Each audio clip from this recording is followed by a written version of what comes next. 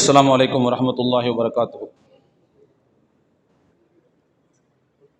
الحمد لله رب العالمين والصلاة والسلام على رسوله الأمين وعلى آله وأصحابه أجمعين. أما بعد فقد قال الله تعالى في كلامه القديم: أعوذ بالله من الشيطان الرجيم، بسم الله الرحمن الرحيم. وقال ربكم ادعوني أستجب لكم إن الذين يستكبرون عن عبادتي سيدخلون جهنم داخرين. صدق الله العظيم.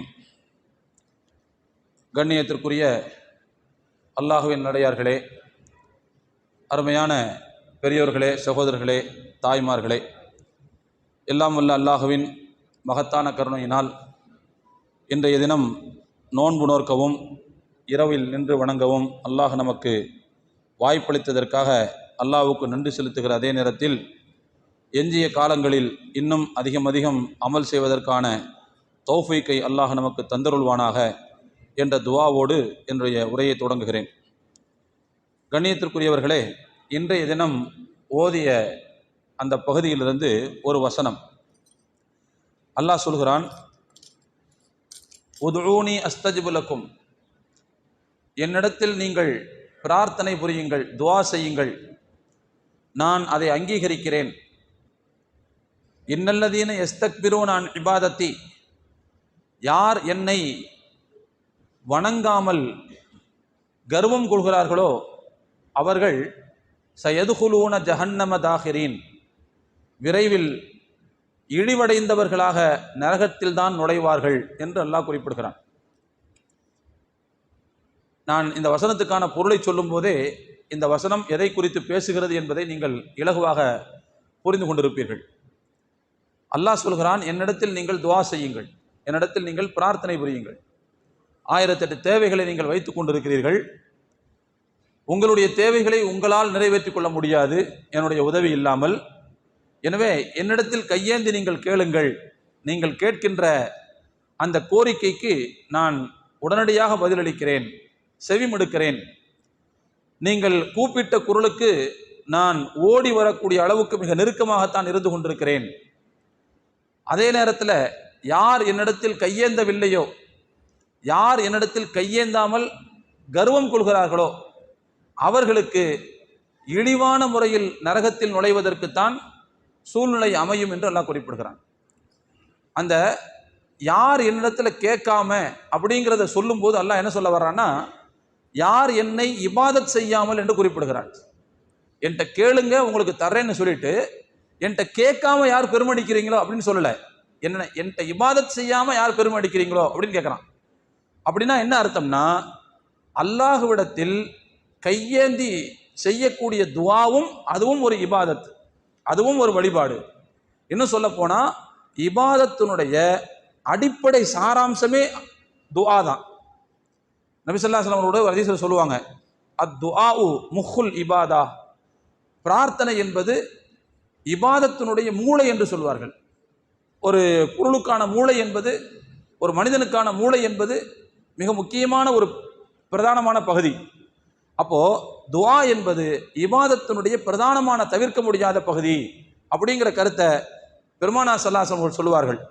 அந்த கருத்தை ஒட்டித்தான் அல்லாஹ் இந்த ஆயத்தில் சொல்றான், என்கிட்ட நீங்க கேளுங்க, என்கிட்ட கேட்காம நீங்கள் கர்வம் கொண்டீர்கள் என்றால் அப்படின்னு சொல்ல வேண்டிய இடத்துல என்னிடத்தில் இபாதத் செய்யாமல் நீங்கள் கர்வம் கொண்டீர்கள் என்றால் என்று குறிப்பிட்டு துஆவையும் ஒரு இபாதத்தாக அல்லாஹ் என்ன செய்கிறான், இந்த வசனத்திலே நமக்கு அடையாளப்படுத்துகிறான்.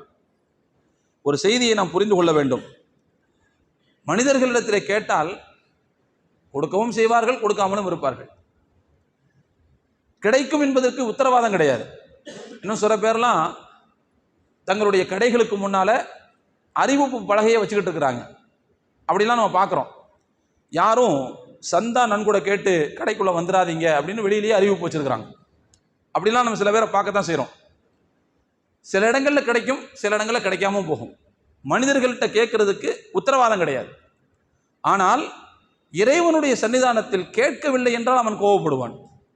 மனுஷன்ட்ட கேட்டால் கோவப்படுவான், ஆனால் இறைவன்கிட்ட கேட்காட்டி கோவப்படுவான்.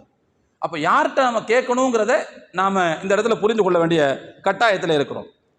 இறைவனிடத்தில் நாம் கேட்கவில்லை என்றால் அவன் கோபப்படுவான், ஆனால் மனிதனிடத்திலேயோ கேட்டால் கோபப்படுவான். இறைவனுடைய வாசல் என்பது எப்போதும் திறந்தே இருக்கும். மனிதர்கள் அப்படி அல்ல, எல்லாத்தையும் பூட்டி பூட்டி வச்சுக்குவாங்க. அப்போ பூட்டப்பட்டிருக்கக்கூடிய இடத்துல போய் நீங்கள் தட்டிக்கிட்டு நிற்பீங்களா, திறந்தே இருக்கின்ற அந்த இடத்துல போய் நீங்கள் உங்களுடைய கோரிக்கைகளை வைப்பீர்களா என்று ஒரு கவிஞர் கேட்கிறார். அந்த வகையில் மனிதர்களிடத்தில் கேட்டால் கிடைக்காமல் போகும், ஆனால் அல்லாஹ்விடத்தில் கையேந்தினால் ஒருபோதும் இழப்பு ஏற்படாது என்கின்ற கருத்தை அந்த கவிதை நமக்கு சுட்டி காட்டுகிறது. எனவே அல்லாஹ்ட்ட நாம் கேட்கறதுல ரொம்ப கவனமாக இருக்க வேண்டும்.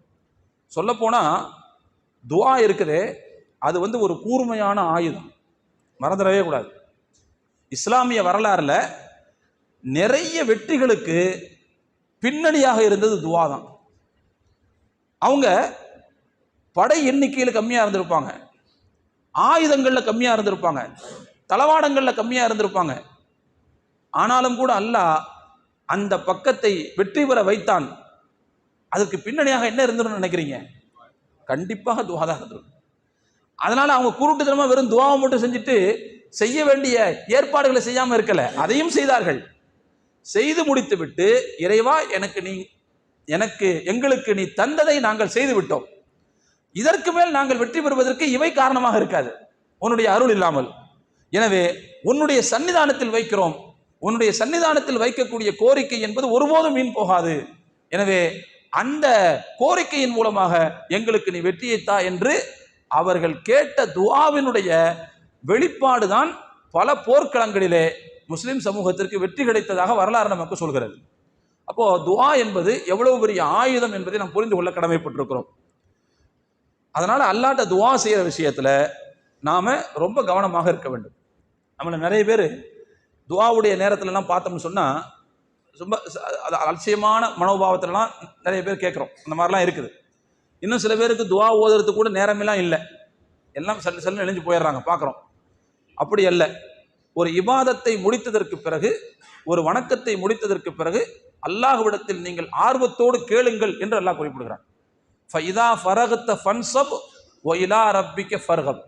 நீங்கள் ஒரு விஷயத்திலிருந்து நிறைவு பெற்றால் நீங்கள் எழுந்து நில்லுங்கள், உங்களுடைய இறைவனிடத்தில் நீங்கள் உங்களுடைய ஆசையை வெளிப்படுத்துங்கள், கேளுங்க அப்படின்னு அல்லாஹ் சொல்றான். அப்ப எனவே இபாதத்தை முடித்துவிட்டு அல்லாஹ்விடத்தில் கேட்பதிலே நாம் கவனமாக இருக்க வேண்டும், அதில் அதிகமான அக்கறையோடு இருக்க வேண்டும். சரி, துஆக்குன்னு சில நடைமுறைகள் இருக்கின்றன, அந்த நடைமுறைகளை மட்டும் சொல்லி நான் முடித்து விடுகிறேன். சில விஷயங்களை கவனிக்கணும். அல்லாஹ்ட்ட கேட்கறதுக்கு அல்லாஹ்ட்ட அங்கீகாரம் இருக்குது, ஆனால் அது எப்படி கேட்கப்பட வேண்டும் என்பதற்கு சில வரைமுறைகளை அல்லாஹ்வின் தூதர் ஸல்லல்லாஹு அலைஹி வஸல்லம் அவர்கள் நமக்கு வழிகாட்டி இருக்கிறார்கள். அந்த வகையில் அல்லாஹ்ட்ட கேட்கக்கூடிய துஆவுல முதலாவது அதில் உயிர் இருக்க வேண்டும். கேட்கிற துஆல என்ன இருக்கணும்? உயிர் இருக்கணும். நான் உயிர்னு எதை சொல்றேன் தெரியுமா? இஹ்லாஸை சொல்கிறேன். அது இருந்தா தான் அல்லாஹ்ட்ட அந்த துஆவை ஒப்புக்கொள்ளப்படும். மன தூய்மை இல்லாமல் கேட்கப்படக்கூடிய துஆவை அல்லாஹ் ஒருபோதும் ஏற்றுக்கொள்ள மாட்டான். இது துஆவுக்கு மட்டுமல்ல, எந்த இபாதத்தும் சரிதான். எவ்வளோ பெரிய பெரிய இபாதத்துகளை நம்ம செஞ்சாலும் மனதுக்குள் அல்லாஹ்விடத்தில் நாம் கேட்கிறோம், அல்லாஹ்வுக்காக கேட்கிறோம் அப்படிங்கிற எண்ணம் மட்டும் இல்லாட்டி அந்த செயல் எவ்வளவு பெரியதாக இருந்தாலும் அல்லாஹ்வுடைய பார்வையில் அது கந்தல் துணிக்கு சமமானது. நம்ம கேள்விப்பட்டிருக்கோமா இல்லையா? நாளை மறுமையில் ஒரு அறிஞர் அழைத்து வரப்படுவார். நீ கற்ற கல்வியை வச்சு என்ன பண்ணேன்னு நல்லா கேட்பான். ஏன்? நிறைய பேருக்கு நான் சொல்லி கொடுத்தேன், என்னை வச்சு நிறைய பேர் தெரிஞ்சுக்கிட்டாங்க. அப்பொழுது அல்லாஹ் சொல்லுவான், இல்லை இல்லை, உலகத்தில் நீ ஒரு பெரிய அறிஞன் என்று போற்றப்பட வேண்டும் என்பதற்காக சொல்லி கொடுத்தாய், உலகத்தில் அதை போற்றி முடித்தாகிவிட்டது, இங்கே மிச்சம் வச்சு உன்ட்ட தரத்துக்கு ஒண்ணுமே இல்லை, நரகத்துக்கு எடுத்துட்டு போவான்னு அல்லாஹ் சொல்லுவான். அதே போல ஒரு போர் வீரரை அல்லாஹ் கொண்டு வருவான், அறப்போராளியை கொண்டு வருவான். அவர்கிட்ட அல்லாஹ் கேட்பான், நீங்க உலகத்துல என்ன பண்ணீங்க? இறைவா, ரத்தத்தை கொடுத்தனா, உயிரை அர்ப்பணிச்ச. அல்லாஹ் சொல்லுவான், உலகத்தில் நீங்கள் பெரிய வீராதி வீரர் என்று பேசப்பட வேண்டும் என்பதற்காக செய்தீர்கள், உலகத்தில் பேசப்பட்டு விட்டது, இங்கே மிச்சம் வைத்து தருவதற்கு நன்மையெல்லாம் ஒன்றும் கிடையாதுப்பா, இவரையும் எடுத்துட்டு போங்கன்னு சொல்லுவான்னு ஹதீஸ் கேள்விப்பட்டிருக்கோம்ல. அப்ப எனவே எந்த ஒரு இபாதத்துக்கும் அடிப்படை உயிரோட்டம் என்பது இஹ்லாஸ் தான். இஹ்லாஸ் இல்லாத அல்லாஹ்வுக்காக செய்கிறோம் என்கின்ற அந்த மனநிலை இல்லாத இடத்திலிருந்து எவ்வளவு பெரிய செயல் வந்தாலும் அல்லாஹ்விடத்தில் அது கந்தல் துணிக்கு சமமானது என்பதை நாம் புரிந்து கொள்ள கடமைப்பட்டிருக்கிறோம். அப்ப எனவே அடித்தளம் இல்லாமல் எதுவும் நிற்காது. எந்த ஒரு இபாதத்திற்கும் அடித்தளம் என்பது இஹ்லாஸ். அதன் மீது நிறுவப்படக்கூடிய அந்த இபாதத்து தான் நிற்கும், இல்லை என்றால் அது இடிந்து விழுந்து விடும். அப்ப எனவே இஹ்லாஸ் என்பது மிக முக்கியமானது துஆவுல. இதை நாம் முதலாவது புரிந்து கொள்ள வேண்டும். வெறும் துஆவுக்கு மட்டுமல்ல, எல்லா விஷயத்துக்கும் இஹ்லாஸ் முக்கியம், துஆவுக்கும் ரொம்ப முக்கியம். இது முதலாவது செய்தி. ரெண்டாவது, அல்லாஹ்ட்ட துஆ செஞ்சுட்டு அவசரப்படக்கூடாது. நான் கேட்டுக்கிட்டே இருக்கிறேன், அல்லாஹ் தரமாட்டேங்கிறான், எத்தனை தடவை கேட்டாச்சு, நடக்கவே மாட்டேங்குது காரியம், இப்படி சொல்லக்கூடாது. இது அவசரப்படுதல் என்று பொருள். பெருமானார் ஸல்லல்லாஹு அலைஹி வஸல்லம் அவர்கள் சொன்னார்கள், ஒரு விஷயத்தை புரிஞ்சுக்கிறோம், நாம அல்லாஹ்ட்ட கேட்டிருக்கோம், ஓகே, நாம எதை கேட்டோமோ அது நமக்கு உடனடி தேவையா அல்லது தாமதமாக தேவையாங்கிறது நமக்கு தெரியுமா, அல்லாஹ்வுக்கு தெரியுமா? அல்லாஹ்வுக்கு தானே தெரியும். ஒரு குழந்தை ஆசைப்படுது அப்படிங்கிறதுக்காக உடனே வாங்கி கொடுத்துட முடியுமா? அதுக்கு அப்ப தேவையா தேவையில்லைங்கிறது தெரியுமா இல்லையா? நாம சில பொருட்களை நம்முடைய பிள்ளைகள் கேட்கிறார்கள் என்பதற்காக உடனடியாக வாங்கி கொடுத்து விடுவோமா? அப்போ எந்த வயசுல அதுக்கு தேவை, எந்த காலகட்டத்தில் தேவை அப்படிங்கிறத உணர்ந்து நாம் சில பொருட்களை, சில கோரிக்கைகளை தாமதமாக நிறைவேற்றி கொடுக்கிறோமா இல்லையா? நமக்கே இந்த அறிவு இருந்தால் நம்மை படைத்த இறைவனுக்கு இந்த அறிவு இருக்காதா? நாம கேட்ட உடனே எல்லாம் கொடுக்கணுங்கிறது கட்டாயமா என்ன? அல்லது நம்ம கேட்டது நமக்கு உடனடியாக நன்மை செஞ்சிரும்னு நமக்கு தான் தெரியுமே தவிர அல்லாஹ்வுக்கு அது தெரியலன்னா அதை அவன் தரமாட்டான். எனவே அடியார்களுடைய நலனை முன்னிட்டு சில கோரிக்கைகளை அல்லாஹ் உடனே தருவான்.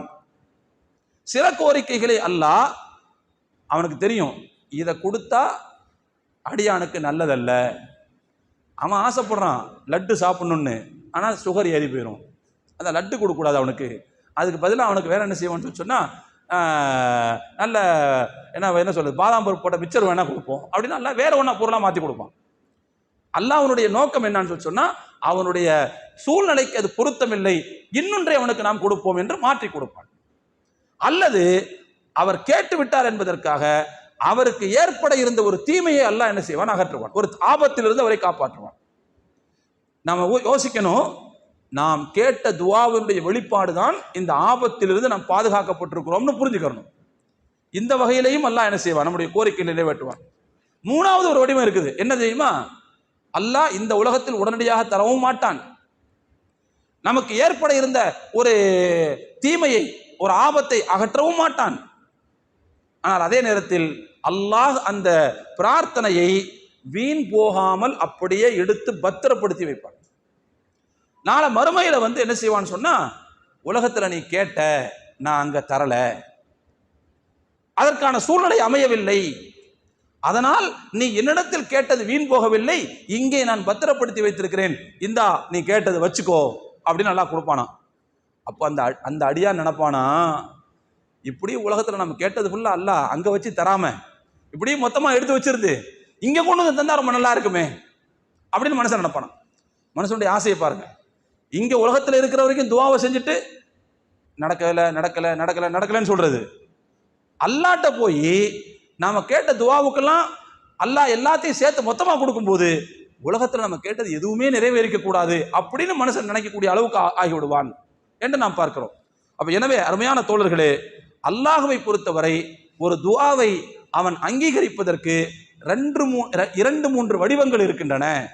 ஒன்று, உடனடியாக தருவான் நமக்கு நல்லது என்றால், அல்லது நமக்கு அது நல்லதில்லை என்று சொன்னால் நாம் கேட்டதற்கு இணையாக ஒரு ஆபத்திலிருந்து அல்லாஹ் நம்மை காப்பாற்றுவான். அந்த ரெண்டுமே நடக்காட்டி நாம கவலைப்பட வேண்டிய அவசியம் கிடையாது. நாம கேட்டது பக்கத்து வீட்டுக்காரன் கிடையாது, நாம கேட்டது கதவை இழுத்து மூடிக்கொள்ளக்கூடியவன்ட்ட கிடையாது, நாம கேட்டது துரத்தி விடுறவன்ட்ட கிடையாது, வா உனக்கு தரத்துக்கு தயாரா இருக்கிறேன்னு சொல்லக்கூடிய பெருந்தன்மையாளர்கிட்ட நம்ம கேட்டிருக்கிறோம். எனவே அது ஒருபோதும் வீண் போகாது. இங்கு இல்லாவிட்டாலும் நாளை மறுமையில் அது நம்ம கைக்கு கண்டிப்பாக கிடைத்துவிடும் என்பதில் எந்த விதமான சந்தேகமும் இல்லை. பெருமானார் ஸல்லல்லாஹு அலைஹி அவர்கள் இந்த செய்தியை ஹதீஸ்ல அப்படியே சுட்டி காட்டுறாங்க. அப்போ இந்த வடிவம் இதையும் நாம் புரிந்து கொள்ள வேண்டும். ஒரு விஷயத்தை கேட்டுட்டு அவசரப்படக்கூடாது. அவசரப்படுறதுனா என்னன்னு சஹாபாக்கள் கேட்டாங்க. அவசரப்படுறதுனா என்ன? நபி ஸல்லல்லாஹு அலைஹி வஸல்லம் சொன்னாங்க, அவசரப்படுறது என்று சொன்னால் என்ன அர்த்தம்னா, தஅவுது ஃபலம் யுஸ்தஜப் லி, நான் துஆ செய்து பார்த்து விட்டேன் நடக்கிற மாதிரி தெரியல என்று புலம்புறதுக்கு பேர் தான் அவசரப்படுறதுன்னு அர்த்தம். ரசூலுல்லாஹ் சொன்னாங்க. இப்படி யாராவது சொல்லக்கூடிய பழக்கம் உள்ளவங்களா இருந்தா தயவு செய்து மாத்திக்கிறோம் நம்ம. ஏன்னா நான் ஆரம்பத்திலே சொல்லியிருக்கிறேன், நாம கேட்டது ஒரு கஞ்ச பயில்கிட்ட கிடையாது, நாம கேட்டது கதவை இழுத்து முடிக்கிறவன்ட்ட கிடையாது, பெருந்தன்மையாளன்ட்ட கேட்டிருக்கிறோம். அவனுடைய கசானா என்பது எப்போதும் திறந்திருக்கக்கூடியது, அவன் வாரி வாரி வழங்குவன், வஹாபவன், அப்படிப்பட்ட கேட்டிருக்கிறோம். அப்ப எனவே நான் கேட்டது நடக்கலைங்கிற வார்த்தை நம்ம சொன்னோம்னா நாம அல்லாவை புரிஞ்சுக்கிட்டது ரொம்ப கம்மின்னு அர்த்தம், அல்லாவை நம்ம சரியா புரிஞ்சுக்கலன்னு அர்த்தம். அப்ப எனவே துஆ செய்து விட்டு என்னுடைய துஆ அங்கீகரிக்கப்படலை, நடக்க மாட்டேங்குது அப்படின்னு என்ன செய்யக்கூடாது, அவசரப்படக்கூடாது. இது ரெண்டாவது விஷயம். மூணாவது, நாம் செய்யக்கூடிய துஆ என்பது ஒரு பாவத்திற்கு துணை போகக்கூடியதாகவோ உறவை முறிப்பதற்கு துணை போகக்கூடியதாகவோ இருக்கக்கூடாது. இறைவா எனக்கும் எங்க வாப்பாவுக்கும் சமரசமே வரக்கூடாது, ஜென்மத்துக்கும் நாங்கள் 2 பேரும் பேசக்கூடாது, நீ தான் உதவி செய்யணும் அப்படின்னு அல்லாஹ்ட்ட கேட்டா தூக்கி கசக்கி வீசி எரிஞ்சிருவான் அல்லாஹ். ஏன்னா உறவை முறிப்பது என்பது அல்லாஹ் மிகவும் வெறுக்கக்கூடிய ஒரு விஷயம். ஏன்னா உறவு இருக்குது பாருங்க, உறவு ரஹம்னு சொல்லுவாங்க உறவுக்கு அரபியில. இந்த கருப்பை சொந்தத்துக்கு பெயர் தான் உறவுன்னு சொல்லுவோம், இந்த கருப்பைக்கு அரபியில ரஹம்னு சொல்லுவாங்க.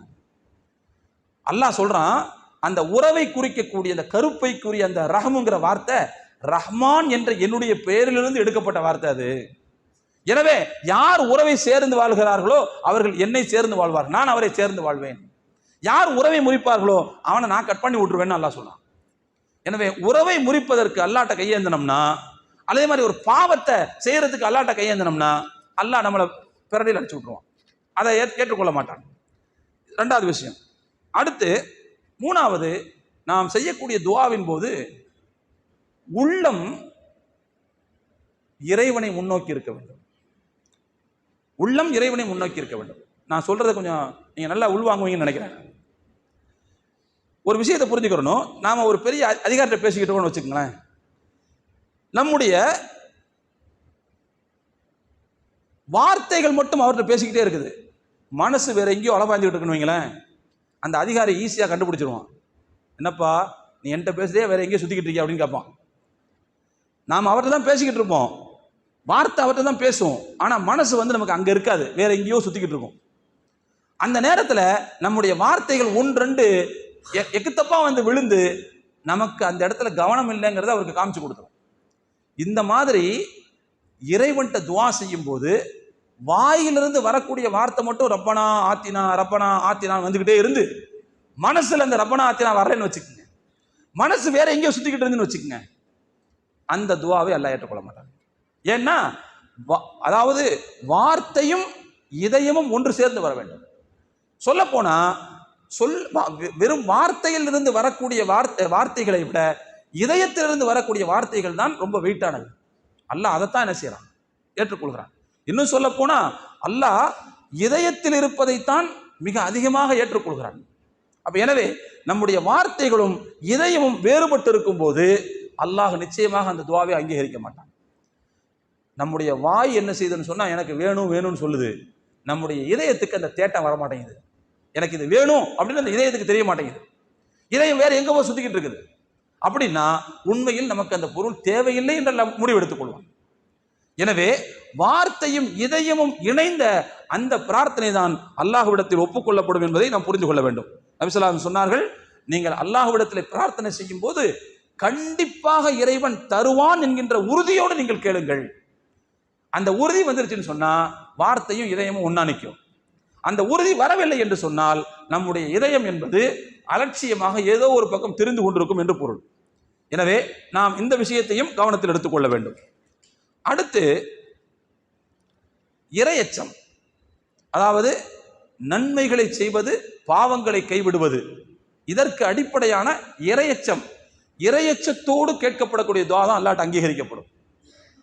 நான் ஏற்கனவே ஒரு தடவை சொல்லியிருக்கேன் நினைக்கிறேன், அல்ல ஹராம் ஹலாலை பற்றி பேசும்போது ஒரு தடவை செய்தியை சொல்லியிருக்கிறேன்.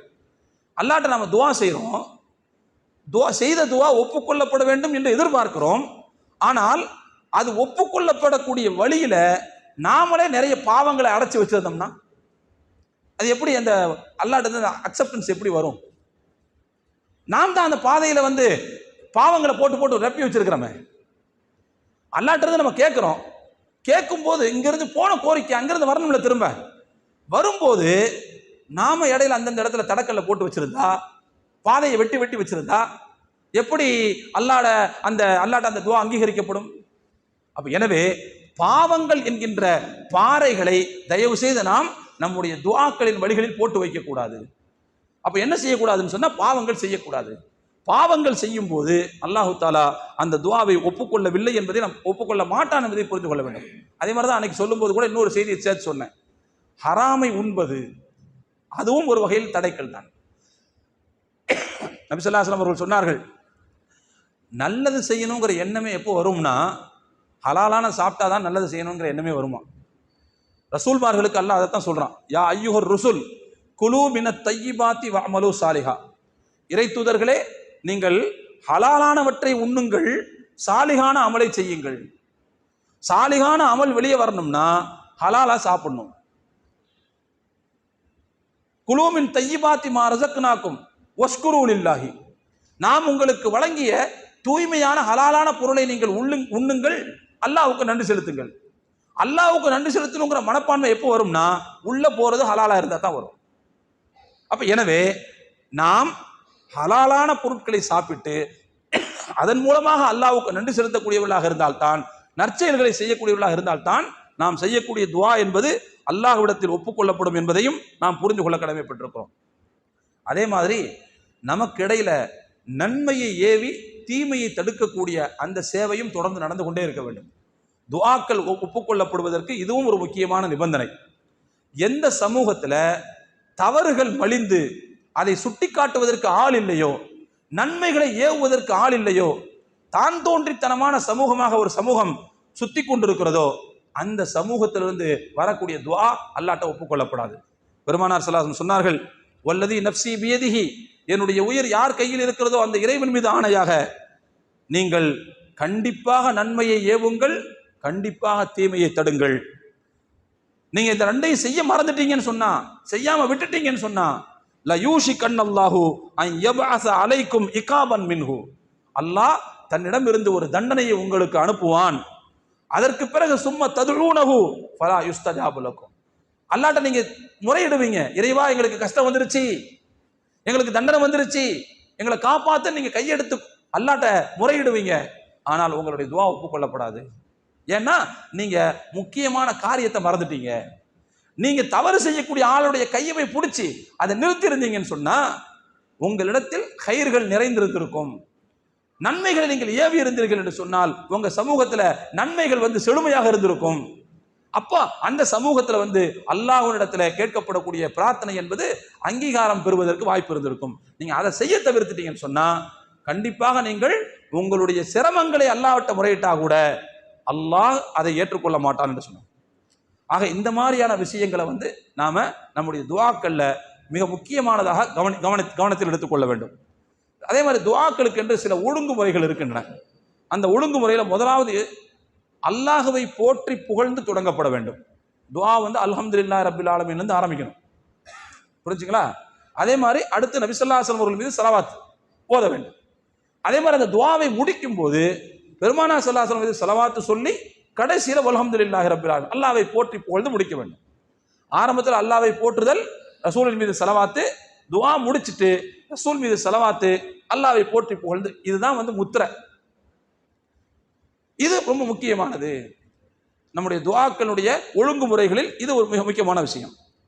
ரெண்டாவது வந்து அல்லாஹ்ட்ட கேட்கும்போது அழுத்தி கேட்கணும், இல்லை அழுத்தமாக கேட்கணும். நீ விரும்பினா தா அப்படின்னு கேட்கக்கூடாது. நீ விரும்பினா தா அப்படின்னு கேட்கக்கூடாது. நீ விரும்பினா தா அப்படின்னு கேட்டாலே என்ன அர்த்தம்னா நமக்கு அது தேவையில்லைங்கிறத நாமளே சொல்றோம்னு அர்த்தம். கண்டிப்பா தந்துதான் ஆகணும் அப்படின்னு தான் கேட்கணும் அல்லாஹ்ட்ட. அப்ப எனவே அல்லாஹ்விடத்தில் கேட்கும் போது அழுத்தமாக கேட்க வேண்டும். மூணாவது அல்லாஹ்ட்ட கேட்கும் போது கையை உயர்த்த வேண்டும். கையை உயர்த்தணும். ஏன்னா இதுதான் நாம அல்லாஹ்ட்ட பிச்சை எடுக்கிறங்கிறதுக்கு அடையாளம். நம்ம பக்கத்து வீட்டுக்காரன் ஒன்று கேட்கலையே, ரோட்ல போறவன்ட்ட கேட்கலையே, யார்கிட்ட கையேந்திரும்? யாரிடத்தில் ஏந்தவில்லை என்றால் கோவப்படுவானோ அவன்கிட்ட தான் ஏந்திரும். நீங்க என்கிட்ட எப்போதும் தேவைப்படக்கூடியவர்கள் தான். அல்லாஹ் சொல்கிறான், வல்லாஹுல் கனியு அன்துமுல் ஃபுக்கரா. அல்லாஹ் தான் தன்னிறை உள்ளவன், நீங்கள் அனைவரும் ஏழைகள் தான். எவ்வளவுதான் நீங்க கோடி கோடியா வச்சிருந்தாலும் உங்களுக்கு தேவை இருக்கத்தான் செய்யும். எனவே அந்த இறைவன்ட்ட தான் நம்ம கையேந்துறோம். எனவே துஆவுடைய ஒழுங்குமுறையில ஒண்ணு, நாம் அல்லாஹ்ட்ட கேட்கும் போது கைகளை ஏந்தி கேட்க வேண்டும். அதே மாதிரி அடுத்து முடிஞ்ச அளவுக்கு தூய்மையோடு இருந்து உதுவோடு இருந்து கேட்டு பார்க்க வேண்டும். அதுவும் ஒரு முக்கியமான விஷயம்தான். அதே மாதிரி துஆவுல நம்முடைய பாவங்களை ஏற்று ஒப்புதல் வாக்கு மூலம் கொடுக்க வேண்டும். இறைவா, எனக்கு நீ நிறைய செஞ்சிருக்கிற, நீ நிறைய தந்திருக்கிற, இதுக்கு முன்னாடி நான் கேட்காமையே எக்கச்சக்கமா தந்திருக்கிற, அதுக்கெல்லாம் நான் நன்றி செலுத்தணும், ஆனா செலுத்தல. நிறைய பாவம் செஞ்சிருக்கிறேன், நான் குறைவுள்ள அடியான் தான், ஆனா இருந்தாலும் நீ தா அப்படின்னு கேட்கணும். நான் ஏற்கனவே சொல்லியிருக்கிறேன், அல்லாவுக்கு முன்னால் நம்முடைய பலவீனத்தை சொல்லும் போது அல்லாஹ் என்ன செய்வான்னு சொன்னா ரொம்ப விரும்புவான். அதனால நம்முடைய பலவீனத்தையும் நம்முடைய குறைகளையும் அல்லாஹ்வுக்கு முன்னால் ஒப்புக்கொள்வதில் நாம தயக்கம் காட்டக்கூடாது. நீ கொடுத்ததற்கே நன்றி சொல்ல முடியவில்லை, இன்னும் இதில் அடுத்தடுத்து கேட்பதற்கு அஞ்சுதே உள்ளம்னு பாடினார் பாருங்க. அந்த மாதிரியான வாசகங்கள் தான்.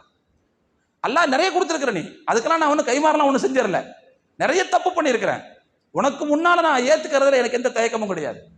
நீ இல்லாம, உன்னுடைய உதவி இல்லாம ஒரு அணுவும் நகராது, எனவே நீ எனக்கு தந்துதான் ஆகணும்னு சொல்லி அல்லாஹ்ட்ட நம்முடைய பலவீனத்தை சொல்லி, நம்முடைய இயலாமையை சொல்லி அல்லாஹ்ட்ட கேட்கணும். அதே மாதிரி அடுத்து நாம் அல்லாஹ்விடத்தில் தேவையானவர்கள் என்பதை நம்முடைய வார்த்தைகளால் வெளிப்படுத்த வேண்டும். இன்னொரு முக்கியமான விஷயம் நான் சொன்னா, சிறப்பான தருணங்களை துஆக்களுக்காக பயன்படுத்திக் கொள்ள வேண்டும். சில தருணங்கள் இருக்கிறது, அந்த தருணங்களில் கேட்டால் நிச்சயமாக அல்லாஹ் துஆவை மறுக்க மாட்டான் என்று ஹதீஸ்ல வந்திருக்கிறது. அந்த மாதிரியான சந்தர்ப்பங்களை பார்த்து துஆ செய்யணும். உதாரணமாக, ஒருவர் சஜிதாவில் இருக்கும் போது கேட்கக்கூடிய துஆ இருக்குது பாருங்க, அது அல்லாஹ்வுக்கு ரொம்ப நெருக்கமான நேரத்தில் கேட்கிற துஆ. ஒரு அடியான் அவனுடைய தொழுகைகளுடைய நிலைகளில் இறைவனுக்கு மிக நெருக்கமான நிலையாக இருப்பது என்பது சஜிதான்னு சொன்னாங்க ரசூல். எனவே அந்த இடத்துல நீங்க உங்களுடைய கோரிக்கையை அல்லாஹ்ட்ட வைங்க. அதனால சஜிதாவில் இருந்து கேட்க வேண்டும். சஜிதாவில்னா இப்படி புரிஞ்சுக்குங்க, ஏற்கனவே ஒரு தொழுகையில் உள்ள சஜிதா அல்லது வேறு ஏதோ ஒரு நோக்கத்திற்காக நாம் சஜிதா செய்கிறோம்னு வச்சுக்கோங்க. உதாரணமாக சஜிதா திலாவத், குர்ஆனுடைய சஜிதா ஓதி இருக்கிறோம், சஜிதா பண்ண போறோம். அல்லது சஜிதா ஷுக்குர்னு ஒன்று இருக்குது. ஏன்னா ரோட்ல ஒரு ஆளை பார்க்குறோம், ஒரு இப்படி வச்சுக்கங்களேன், ஒரு காலை இல்லாத ஒரு மனிதரை பார்க்கிறோம், உடனே அல்லாஹ் நமக்கு கால் தந்தானேன்னு ஒரு நன்றி உணர்வு வருது பாருங்க. அப்போ அந்த நன்றி செலுத்துவதற்காக சஜிதா செய்யறதுன்னு ஒன்று இருக்குது. இந்த மாதிரியான சஜிதா எங்கே இருக்குமோ அந்த மாதிரி இடங்கள்ல அல்லாஹ்ட்ட அதிகமாக கேட்க வேண்டும். இது துஆக்கள் அங்கீகரிக்கப்படுவதற்கான இடம். அது மாதிரி பாங்குக்கும் இகாமத்துக்கும் இடைப்பட்ட நேரம், அதே மாதிரி ஃபர்லான தொழுகைகளுக்கு பாங்கு சொல்லக்கூடிய நேரம், அதே மாதிரி இகாமத் சொல்லக்கூடிய நேரம், வெள்ளிக்கிழமையில் பகல் முடியக்கூடிய நேரம், அதாவது மாலை வேலை, அதே மாதிரி நள்ளிரவு நேரத்தில் கேட்கப்படக்கூடிய துஆ, மழை பொழிந்து கொண்டிருக்கும் போது கேட்கப்படக்கூடிய துஆ, இதெல்லாம் துஆக்கள் அங்கீகரிக்கப்படக்கூடிய நேரம்னு ஹதீஸ்ல வந்திருக்குது. இந்த மாதிரியான சந்தர்ப்பங்களை நம்முடைய துஆக்களுக்கு நாம் பயன்படுத்திக் கொள்ள வேண்டும். அதே மாதிரி கண்டிப்பாக துஆக்கள் அங்கீகரிக்கப்படக்கூடியவர்கள்னு சில பேர் இருக்கிறாங்க. அது என்னங்கிறத நம்ம தெரிஞ்சுக்கிட்டா ரொம்ப நல்லது. ரசூலுல்லாஹ் சொன்னாங்க, ஒரு அடியார் தன்னுடைய சகோதரருக்காக அவர் இல்லாத இடத்துல துஆ செஞ்சா அந்த துஆவை அல்லாஹ் கண்டிப்பா அங்கீகரிக்கிறான். சகோதரனா நம்ம கூட பிறந்தவன் அர்த்தம் கிடையாது, கொள்கை சகோதரனை கூட வச்சுக்கலாம். அவர் இங்க இல்லை, ஆனா அவருக்காக நம்ம துஆ செஞ்சோன்னு வச்சுக்கோங்க, அந்த துஆவை அல்லாஹ் அங்கீகரிக்கிறான். எப்படி அங்கீகரிக்கிறான் தெரியுமா? அந்த துஆவுக்கு ஆமீன் சொல்றதுக்கு அல்லாஹ் ஒரு மலக்கை நியமிக்கிறான். அந்த மலக்கு என்ன செய்யறாருன்னா, நீ எதை உன்னுடைய நண்பனுக்காக சகோதரனுக்காக நீ கேட்டாயோ அதை அல்லாஹ் அங்கீகரிக்கட்டும், நீ எதை கேட்டாயோ அது உனக்கும் சேர்ந்து கிடைக்கும் என்று அவர் ஆமீன் சொல்வாராம். ஆமீன் வலக்க பிமிஸ்லிஹி என்று சொல்வார். அப்ப எனவே இந்த துஆ என்பது மிக முக்கியம். நம்முடைய துஆ அங்கீகரிக்கப்படணும்னு நோக்கம் இருக்கா இல்லையா? என்ன செய்யணும்னா, நமக்கு ரொம்ப பிடிச்சமான ஆட்களுக்கு நமக்கு என்ன வேணுமோ அவங்களுக்கும் கொடுன்னு கேட்கணும். நமக்கு எல்லாம் தரானோ இல்லையோ அவங்களுக்கு கொடுக்கறதுக்காகவாது நமக்கு நிச்சயமா தந்துடுவோம். அப்போ இதை நாம் பயன்படுத்திக் கொள்ள வேண்டும். அதே மாதிரி பெற்றோர்கள் பிள்ளைகளுக்காக செய்யப்படக்கூடிய துஆ, அதே மாதிரி பிள்ளைகள் பெற்றோருக்காக செய்யும் துஆ, இதெல்லாம் அல்லாஹ் என்ன செய்யறான், உடனடியாக ஏற்றுக்கொள்கிறான். பயணத்தில் இருக்கும்போது ஒருவர் கேட்கக்கூடிய துவா அல்லாஹ்ட்ட உடனே அங்கீகரிக்கப்படுது. ஏன்னா பயணம் என்பது நரகத்தின் ஒரு பகுதின்னு சொன்னாங்க. எவ்வளவுதான் லக்ஸரியான பயணமா இருந்தாலும் அதுல நம்முடைய தேவைகள்லாம் உடனே நிறைவேறும்னு சொல்ல முடியாது. அதுல நமக்கு சில அசௌகரியங்கள் இருக்கத்தான் செய்யும். அந்த அசௌகரியம் நமக்கு வரும்போது அல்லாஹ் என்ன செய்யறான்னா, என் அடியான் கஷ்டப்படுறான், அதனால அவன் என்ன கேட்டாலும் கொடுக்கணும்னு நினைக்கிறான். எனவே பிரயாணத்தில் இருக்கும்போது கேட்கப்படக்கூடிய துவாவும் அங்கீகரிக்கப்படுகிறது. அநீதி இழைக்கப்பட்டவருடைய துவா அங்கீகரிக்கப்படுகிறது. நோன்பாளியின் துவா அங்கீகரிக்கப்படுகிறது. நீதி வலுவாத ஆட்சியாளரின் துவா அங்கீகரிக்கப்படுகிறது. இப்படிலாம் நபி ஸல்லல்லாஹு அலைஹி வஸல்லம் அவர்கள் சொன்னார்கள். அதே மாதிரி பெருமானார் ஸல்லல்லாஹு அலைஹி வஸல்லம் அவர்கள் சில துஆக்களை எப்போதும் தொடர்ந்து செய்வார்கள். அவங்களுடைய துவா எப்படி இருக்கும்னா ஷார்ட் அண்ட் ஸ்வீட்டாக தான் இருக்கும். ரொம்ப நேரம் உட்காந்து கேட்டுக்கிட்டு இருக்க மாட்டாங்க. ஆனால் சுருக்கமான வார்த்தையில விரிந்த பொருள்களை கொண்ட துவாவை கேட்பார்கள். ரசூலுல்லாஹ்வுடைய துஆவுடைய நடைமுறைகள் இப்படி ஒன்று வருது. பெருமானார் ஸல்லல்லாஹு அலைஹி வஸல்லம் அவர்கள் பெரும்பாலும் துவா செய்யும் போது ரப்பனா ஆத்தினா ஃபித் துன்யா ஹஸனத்தன் வ ஃபில் ஆখিরাতি ஹஸனத்தன் வ கினா அதாபன்னார் அதான் கேட்பாங்க நிறைய. இப்னு அப்பாஸ் ரலியல்லாஹு அவங்க அறிவிக்கிறாங்கன்னு நான் நினைக்கிறேன். அவங்க சொல்றாங்க, நான் ரொம்ப நேரம் அல்லாட்ட ஏதாவது கேட்கணும்னு நினைச்சா கேட்டுக்கிட்டே இருப்பேன். ஆனா சீக்கிரமா செஞ்சுட்டு போகணும், துவா செஞ்சுட்டு போகணும்னு நினைச்சா நான் தேர்ந்தெடுக்கக்கூடிய துவா என்பது இந்த ரப்பனா ஆத்தினா ஃபித் துன்யா தான். ஏன்னா இதுல அல்லாஹ் என்ன செய்யறான்னு சொன்னா சுருக்கமான வார்த்தைகள்ல எல்லா நன்மைகளையும் உள்ள கொண்டு வந்து வச்சிடறான். இறைவா, இந்த உலகத்திலும் மறுமையிலும் எங்களுக்கு எது நல்லதோ அதைத்தான். உள்ள வந்துருச்சா எல்லாமே? நரகத்தை விட்டு எங்களை காப்பாற்று, எல்லாம் உள்ள வந்துருச்சு. அப்போ பெருமானார் ஸல்லல்லாஹு அலைஹி வஸல்லம் அவர்கள் சீக்கிரமாக துவா செய்து விட்டு போவதற்கான ஒரு வாய்ப்பை இந்த துவாவின் மூலமாக நமக்கு கற்றுத் தருகிறார்கள். அதே மாதிரி பெருமானார் ஸல்லல்லாஹு அலைஹி வஸல்லம் அவர்கள் அடிக்கடி செய்யக்கூடிய துவாக்கள்ல இன்னொன்று என்னன்னு சொன்னா, யா முகல்லிபல் குலூப் சப்பித் கல்பி அலா தீனிக், உள்ளங்களை புரட்டுபவனே என்னுடைய உள்ளத்தை தீனில் நிலைப்படுத்து. நாம இதெல்லாம் கேட்க மறந்துடுவோம். இதைத்தான் முக்கியமாக கேட்கணும். சாப்பாடு வேணும், கடை வேணும், வீடு வேணும், லொட்டு வேணும், லொசுக்கு வேணும், அதெல்லாம் ஓகே தான். ஆனால் தீனுக்காக கேட்கப்படக்கூடிய விஷயம் மிக முக்கியமான இடத்தை பெற வேண்டும். அதனாலதான் ரசூலுல்லாஹ்வுடைய துஆக்கள்ல யா முகல்லிபல் குலூப் சப்பித் கல்பி அலா தீனிக்கங்கிறது மிக அதிகமான இடம் பிடித்திருக்கும் என்று பெருமானார் சொன்னார்கள். அதே மாதிரி ரசூலுல்லாஹ் இன்னொன்னு சொன்னாங்க, மீன் வயிற்றுல மாட்டிக்கிட்டு இருந்தார்ல ஒரு நபி, அவருடைய துவாவை அல்லாஹ் அங்கீகரிச்சான். அந்த துவா என்பது மிக முக்கியமானது. லா இலாஹ இல்லா அன்த சுப்ஹானக இன்னி குன்து மினல் ஸாலிமீன். ஒருவர் இதை பயன்படுத்தி தன்னுடைய இறைவனிடத்தில் துவா செய்வாரேயானால் நிச்சயமாக அல்லாஹ் அவருடைய துவாவை அங்கீகரிக்காமல் இருக்க மாட்டான். எனவே துவாக்கள்ல நீங்க என்ன செய்யுங்கன்னு சொன்னா, இந்த லா இலாஹ இல்லா அன்த சுப்ஹானக இன்னி குன்து மினல் ஸாலிமீன் என்பதை சேர்த்துக் கொள்ளுங்கள். ஏன்னா இதுவும் ஒரு வகையில நம்முடைய இயலாமை அல்லாஹ்ட்ட சொல்றதுதான். இறைவா, நான் அநியாயக்காரன், நீ தான் தூய்மையானவன் அப்படின்னு சொல்லக்கூடிய அந்த வாசகம் தான் இது.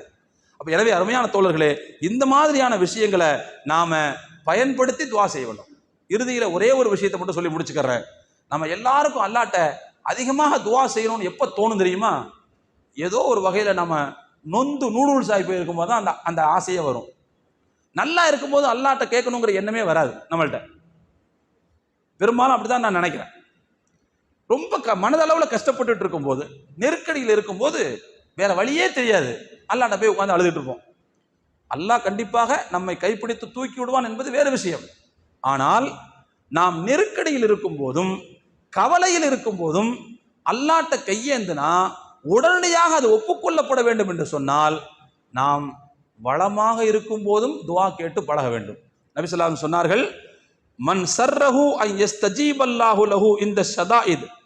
நெருக்கடியான காலகட்டங்களில், கடினமான காலகட்டங்களில் நம்முடைய துஆ அங்கீகரிக்கப்பட வேண்டும் என்ற விருப்பம் யாருக்கு இருக்குமோ அவர் ஃபல் யுக்ஸிரி துஆ ஃபிர் ரஹாயி, அவர் வளமாக இருக்கும் போதும் அதிகமாக அல்லாஹ்ட்ட துஆ கேட்டு பழகட்டும். நல்லா இருக்கிற காலத்துல அல்லாஹ்வை கண்டுக்கிட்டாதான் நாம கஷ்டப்படுற காலத்துல அவன் நம்மளை கண்டுக்குவான். அப்ப எனவே இந்த விஷயத்தையும் நம்முடைய துஆக்களில் மிக முக்கியமானதாக நாம் கருத வேண்டும். எனவே அருமையான தோழர்களே, இந்த மாதிரியான நல்ல அம்சங்களையும் இந்த மாதிரியான நல்லொழுக்கங்களையும் நம்முடைய துஆக்களில் நாம் சேர்த்துக் கொள்கிற போது அல்லாஹ்விடத்தில் நிச்சயமாக அந்த துஆவுக்கு அங்கீகாரம் உண்டு. அந்த அங்கீகாரம் என்பது 3 வடிவத்தில் நடக்கும். நமக்கு நல்லதென்றால் இந்த உலகத்திலேயே அல்லாஹ் அதை தருவான், அல்லது அதற்கு பதிலாக அல்லாஹ் அதை மாற்றி நம்முடைய ஆபத்தை நீக்குவான், அல்லது ரெண்டையும் செய்யாம நாளை மறுமையில வாரி வாரி வழங்குவான். எந்த விதமான சந்தேகம் இல்லை. எல்லாம் வல்ல இறைவன் அப்படிப்பட்ட அல்லாஹ்விடத்தில் துஆ செய்து அதன் மூலமாக நன்மை அடையக்கூடிய மக்களாக அல்லாஹ் நம் அனைவரையும் அங்கீகரிப்பானாக. வ ஆகிரு தஅவானா அனில் ஹம்துலில்லாஹி ரப்பில் ஆலமீன். அஸ்ஸலாமு அலைக்கும் வரஹ்மத்துல்லாஹி வபரகாத்துஹு.